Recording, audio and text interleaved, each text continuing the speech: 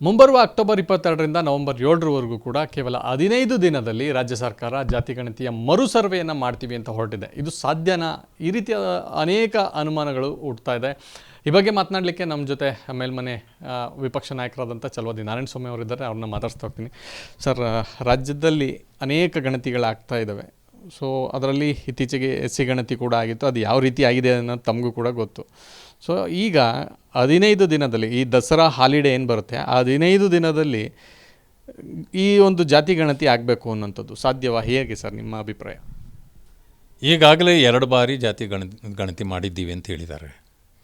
ಮೊದಲು ಸಾರಿ ಮಾಡಿದರು, ಇಲ್ಲ ಅದು ತಪ್ಪಾಗಿದೆ, ಆ ಗಣತಿಯ ಪುಸ್ತಕವೇ ನಾಪತ್ತೆ ಆಗಿದೆ ಅಂದರು ಜಯಪ್ರಕಾಶ್ ಹೆಗಡೆ ಅವರ ಕೈಲಿ. ಅದು ಏನಾಯಿತು ಅಂತ ಇದುವರೆಗೂ ಯಾರಿಗೂ ಗೊತ್ತೇ ಇಲ್ಲ. ಈಗ 15 ದಿವಸದಲ್ಲಿ ಅಕ್ಟೋಬರ್ 22ರಿಂದ ನವಂಬರ್ 7ರವರೆಗೆ ಮಾಡ್ತೀವಿ ಅಂತ ಹೇಳ್ತಾ ಇದ್ದಾರೆ. ನನಗನ್ನಿಸಿದ ಮಟ್ಟಿಗೆ ಇದು ಮಾಡಲಿಕ್ಕೆ ಸಾಧ್ಯವೇ ಇಲ್ಲ. ಇದು ಮಾಡಿ ನೀವು ಅಂಕಿಅಂಶಗಳನ್ನು ಹೊರಹಾಕಿದ್ರೂ ಇದು ಒಂದು ಸುಳ್ಳು ಅಂಕಿಅಂಶಗಳಂತಲೇ ಹೇಳಬೇಕು. ಯಾಕೆ ಅಂದರೆ ಪರಿಶಿಷ್ಟ ಜಾತಿಗಳದ್ದೇ ನೀವು ಮೊದಲು ಮಾಡಿದ್ರಿ, ಏನೆಲ್ಲ ಅವಾಂತರಕ್ಕೆ ಕಾರಣ ಆಯಿತು. ಈಗ ಮತ್ತೆ ಮಾಡ್ತೀವಿ ಅಂತಂದ್ರಿ, 15 ದಿವಸ ಅಂದ್ರಿ, 1 ತಿಂಗಳಂದ್ರಿ, 2 ತಿಂಗಳಂದ್ರಿ, 3 ತಿಂಗಳಂದ್ರಿ, ಇದುವರೆಗೂ ಮಾಡಲಿಕ್ಕೆ ನಿಮ್ಗೆ ಆಗ್ತಾಯಿಲ್ಲ. ಈಗಲೂ ಮಾಡಿರೋದು ಪರಿಶಿಷ್ಟ ಜಾತಿಗಳದು 30-35%. ಅನೇಕರ ಮನೆಗಳಿಗೆ ಹೋಗೇ ಇಲ್ಲ. ಗೊತ್ತಾಯ್ತಾ? ಈ ಪರಿಸ್ಥಿತಿ ಇರೋದರಿಂದ ನನಗಂತಂದರೆ ಇದೊಂಥರ ಫುಟೈಲ್ ಎಕ್ಸಸೈಸ್, ವ್ಯರ್ಥ ಪ್ರಯತ್ನ ಇದು. ಈ ಸರ್ಕಾರದ ಮನಸ್ಥಿತಿಯೇ ಒಂದು ಮನಸ್ಥಿತಿ ಇದೆ. ಚಂಡಿ ಹೆಂಡ್ರ ಮನಸ್ಥಿತಿ ಅಂತಾರೆ, ಚಂಡಿ ಹೆಂಡ್ತಿ ಮನಸ್ಥಿತಿ ಅಂತ. ಅದೇನೆಂದರೆ, ಈ ಕೆಲಸ ನೀನು ದಯವಿಟ್ಟು ಮಾಡಬೇಡ ಅಂದರೆ, ನೋ ನಾನು ಮಾಡೇ ತೀರ್ತೀನಿ. ಇಲ್ಲ, ಇದನ್ನು ನೀನು ಮಾಡಲೇಬೇಕಂದ್ರೆ, ನೋ ನೀನು ಹೇಳ್ದಂಗಲ್ಲ, ಏನೇ ಆದರೂ ನಾನು ಮಾಡೋದೇ ಇಲ್ಲ. ಇದು ಚಂಡಿ ಹೆಂಡ್ತಿಯ ಮನಸ್ಥಿತಿ. ಹಾಗೆ ಈ ಕಾಂಗ್ರೆಸ್ ಸರ್ಕಾರವೇ ಒಂದು ಚಂಡಿ ಹೆಂಡ್ತಿ ಇದ್ದಂಗೆ. ಇದರ ಮನಸ್ಥಿತಿಯೇ ಹಿಂಗೆ, ಮಾಡಬೇಡ ಅಂದರೆ ಮಾಡ್ತೀನಿ, ಮಾಡು ಅಂದರೆ ಮಾಡಲ್ಲ. ಹಾಗಾಗಿ ಇದರಲ್ಲೂ ಕೂಡ ಇನ್ನೊಂದು ಏನಂತಂದರೆ, ಈ ತಪ್ಪು ಅಂಕಿಅಂಶಗಳನ್ನು ಕೊಡಬೇಕು, ದಾರಿ ತಪ್ಪಿಸ್ಬೇಕು, ಇದು ಜಾತಿಗಳನ್ನು ಎತ್ತಿ ಕಟ್ಟಬೇಕು, ಹೆಂಗಾದರೂ ಒಂದು ವೋಟ್ ಬ್ಯಾಂಕ್ ನಮ್ಮದು ಗಿಟ್ಟಿಸ್ಕೋಬೇಕು. ಇಂಥ ಕುತಂತ್ರ ರಾಜಕಾರಣಕ್ಕೆ ಯಾವತ್ತು ಈ ಕಾಂಗ್ರೆಸ್ ಬಲಿಯಾಗಿದೆಯೋ ಆವತ್ತಿಂದ ಈ ರೀತಿಯ ಅನಾಹುತಗಳು ಹೆಚ್ಚಾಗ್ತಾ ಇದೆ. ಇದಿಷ್ಟು ಮೇಲ್ಮನೆ ವಿಪಕ್ಷ ನಾಯಕರಾದಂಥ ಚಲವಾದಿ ನಾರಾಯಣಸ್ವಾಮಿ ಅವರ ಮಾತು. ಕ್ಯಾಮ್ ಪರ್ಸನ್ ಮಂಜುನಾಥ್ ಜೊತೆ ಚಂದ್ರಶೇಖರ್, ರಿಪಬ್ಲಿಕ್ ಕನ್ನಡ, ಬೆಂಗಳೂರು. ಮುಂಬರುವ ಅಕ್ಟೋಬರ್ 22ರಿಂದ ನವೆಂಬರ್ 7ರವರೆಗೂ ಕೂಡ ಕೇವಲ 15 ದಿನದಲ್ಲಿ ರಾಜ್ಯ ಸರ್ಕಾರ ಜಾತಿ ಗಣತಿಯ ಮರು ಸರ್ವೆಯನ್ನು ಮಾಡ್ತೀವಿ ಅಂತ ಹೊರಟಿದೆ. ಇದು ಸಾಧ್ಯನಾ? ಈ ರೀತಿಯ ಅನೇಕ ಅನುಮಾನಗಳು ಹುಟ್ಟುತ್ತಾ ಇದೆ. ಈ ಬಗ್ಗೆ ಮಾತನಾಡಲಿಕ್ಕೆ ನಮ್ಮ ಜೊತೆ ಮೇಲ್ಮನೆ ವಿಪಕ್ಷ ನಾಯಕರಾದಂಥ ಚಲವಾದಿ ನಾರಾಯಣಸ್ವಾಮಿ ಅವರಿದ್ದಾರೆ. ಅವ್ರನ್ನ ಮಾತಾಡ್ಸ್ತಾ ಹೋಗ್ತೀನಿ. ಸರ್, ರಾಜ್ಯದಲ್ಲಿ ಅನೇಕ ಗಣತಿಗಳಾಗ್ತಾ ಇದ್ದಾವೆ. ಸೊ ಅದರಲ್ಲಿ ಇತ್ತೀಚೆಗೆ SC ಗಣತಿ ಕೂಡ ಆಗಿತ್ತು. ಅದು ಯಾವ ರೀತಿ ಆಗಿದೆ ಅನ್ನೋದು ತಮಗೂ ಕೂಡ ಗೊತ್ತು. ಸೊ ಈಗ 15 ದಿನದಲ್ಲಿ ಈ ದಸರಾ ಹಾಲಿಡೇ ಏನು ಬರುತ್ತೆ, ಆ 15 ದಿನದಲ್ಲಿ ಈ ಒಂದು ಜಾತಿ ಗಣತಿ ಆಗಬೇಕು ಅನ್ನೋಂಥದ್ದು ಸಾಧ್ಯವಾ? ಹೇಗೆ ಸರ್ ನಿಮ್ಮ ಅಭಿಪ್ರಾಯ?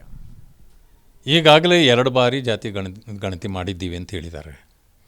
ಮೊದಲು ಸಾರಿ ಮಾಡಿದರು, ಇಲ್ಲ ಅದು ತಪ್ಪಾಗಿದೆ, ಆ ಗಣತಿಯ ಪುಸ್ತಕವೇ ನಾಪತ್ತೆ ಆಗಿದೆ ಅಂದರು ಜಯಪ್ರಕಾಶ್ ಹೆಗಡೆ ಅವರ ಕೈಲಿ.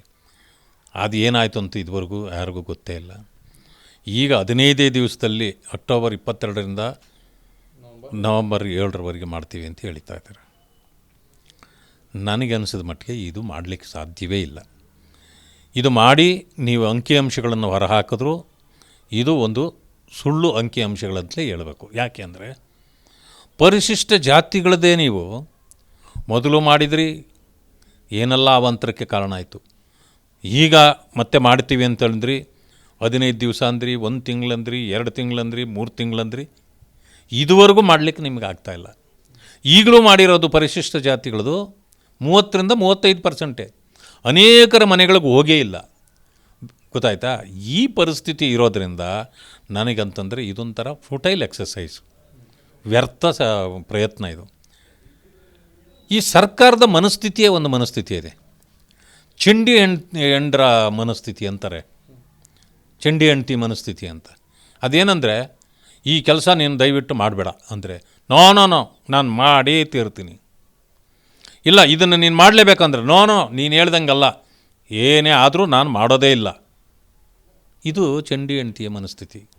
ಹಾಗೆ ಈ ಕಾಂಗ್ರೆಸ್ ಸರ್ಕಾರವೇ ಒಂದು ಚಂಡಿ ಹೆಂಡತಿ ಇದ್ದಂಗೆ. ಇದರ ಮನಸ್ಥಿತಿಯೇ ಹಿಂಗೆ, ಮಾಡಬೇಡ ಅಂದರೆ ಮಾಡ್ತೀನಿ, ಮಾಡು ಅಂದರೆ ಮಾಡಲ್ಲ. ಹಾಗಾಗಿ ಇದರಲ್ಲೂ ಕೂಡ ಇನ್ನೊಂದು ಏನಂತಂದರೆ, ಈ ತಪ್ಪು ಅಂಕಿಅಂಶಗಳನ್ನು ಕೊಡಬೇಕು, ದಾರಿ ತಪ್ಪಿಸ್ಬೇಕು, ಇದು ಜಾತಿಗಳನ್ನು ಎತ್ತಿ ಕಟ್ಟಬೇಕು, ಹೆಂಗಾದರೂ ಒಂದು ವೋಟ್ ಬ್ಯಾಂಕ್ ನಮ್ಮದು ಗಿಟ್ಟಿಸ್ಕೋಬೇಕು. ಇಂಥ ಕುತಂತ್ರ ರಾಜಕಾರಣಕ್ಕೆ ಯಾವತ್ತು ಈ ಕಾಂಗ್ರೆಸ್ ಬಲಿಯಾಗಿದೆಯೋ ಆವತ್ತಿಂದ ಈ ರೀತಿಯ ಅನಾಹುತಗಳು ಹೆಚ್ಚಾಗ್ತಾ ಇದೆ. ಇದಿಷ್ಟು ಮೇಲ್ಮನೆ ವಿಪಕ್ಷ ನಾಯಕರಾದಂಥ ಛಲವಾದಿ ನಾರಾಯಣಸ್ವಾಮಿ ಅವರ ಮತ್ತು ಕ್ಯಾಂಪ್ ಪರ್ಸನ್ ಮಂಜುನಾಥ್ ಜೊತೆ ಚಂದ್ರಶೇಖರ್, ರಿಪಬ್ಲಿಕ್ ಕನ್ನಡ, ಬೆಂಗಳೂರು.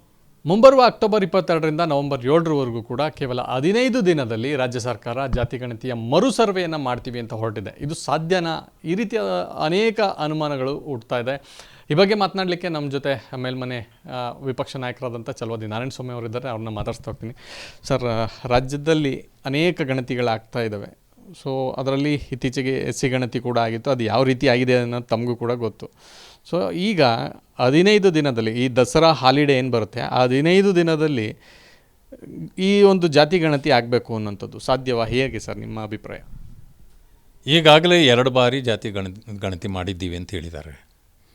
ಮೊದಲು ಸಾರಿ ಮಾಡಿದರು, ಇಲ್ಲ ಅದು ತಪ್ಪಾಗಿದೆ, ಆ ಗಣತಿಯ ಪುಸ್ತಕವೇ ನಾಪತ್ತೆ ಆಗಿದೆ ಅಂದರು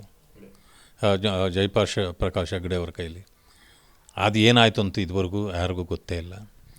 ಈಗ 15 ದಿವಸದಲ್ಲಿ ಅಕ್ಟೋಬರ್ 22ರಿಂದ ನವಂಬರ್ 7ರವರೆಗೆ ಮಾಡ್ತೀವಿ ಅಂತ ಹೇಳ್ತಾ ಇದ್ದಾರೆ. ನನಗೆ ಅನಿಸಿದ ಮಟ್ಟಿಗೆ ಇದು ಮಾಡಲಿಕ್ಕೆ ಸಾಧ್ಯವೇ ಇಲ್ಲ.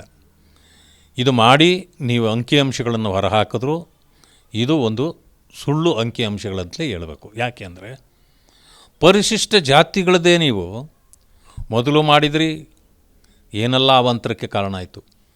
ಈಗ ಮತ್ತೆ ಮಾಡ್ತೀವಿ ಅಂತಂದ್ರಿ, 15 ದಿವಸ ಅಂದ್ರಿ, 1 ತಿಂಗಳಂದ್ರಿ, 2 ತಿಂಗಳಂದ್ರಿ, 3 ತಿಂಗಳಂದ್ರಿ, ಇದುವರೆಗೂ ಮಾಡಲಿಕ್ಕೆ ನಿಮ್ಗೆ ಆಗ್ತಾಯಿಲ್ಲ.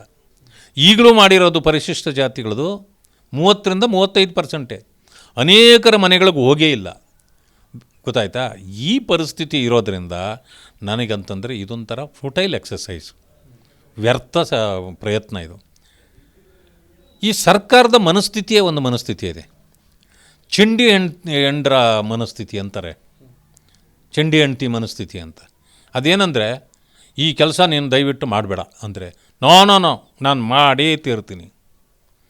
ಇಲ್ಲ, ಇದನ್ನು ನೀನು ಮಾಡಲೇಬೇಕಂದ್ರೆ ನೋ ನೀನು ಹೇಳ್ದಂಗಲ್ಲ, ಏನೇ ಆದರೂ ನಾನು ಮಾಡೋದೇ ಇಲ್ಲ. ಇದು ಚಂಡಿ ಹೆಂಡ್ತಿಯ ಮನಸ್ಥಿತಿ. ಹಾಗೆ ಈ ಕಾಂಗ್ರೆಸ್ ಸರ್ಕಾರವೇ ಒಂದು ಚಂಡಿ ಹೆಂಡ್ತಿ ಇದ್ದಂಗೆ.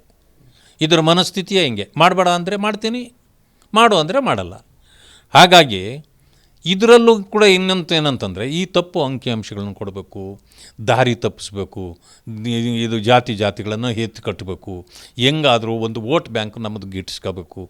ಇಂಥ ಕುತಂತ್ರ ರಾಜಕಾರಣಕ್ಕೆ ಯಾವತ್ತು ಈ ಕಾಂಗ್ರೆಸ್ ಬಲಿಯಾಗಿದೆಯೋ ಆವತ್ತಿಂದ ಈ ರೀತಿಯ ಅನಾಹುತಗಳು ಹೆಚ್ಚಾಗ್ತಾ ಇದೆ. ಇದಿಷ್ಟು ಮೇಲ್ಮನೆ ವಿಪಕ್ಷ ನಾಯಕರಾದಂಥ ಛಲವಾದಿ ನಾರಾಯಣಸ್ವಾಮಿ ಅವರ ಮತ್ತು ಕ್ಯಾಂಪ್ ಪರ್ಸನ್ ಮಂಜುನಾಥ್ ಜೊತೆ ಚಂದ್ರಶೇಖರ್, ರಿಪಬ್ಲಿಕ್ ಕನ್ನಡ, ಬೆಂಗಳೂರು.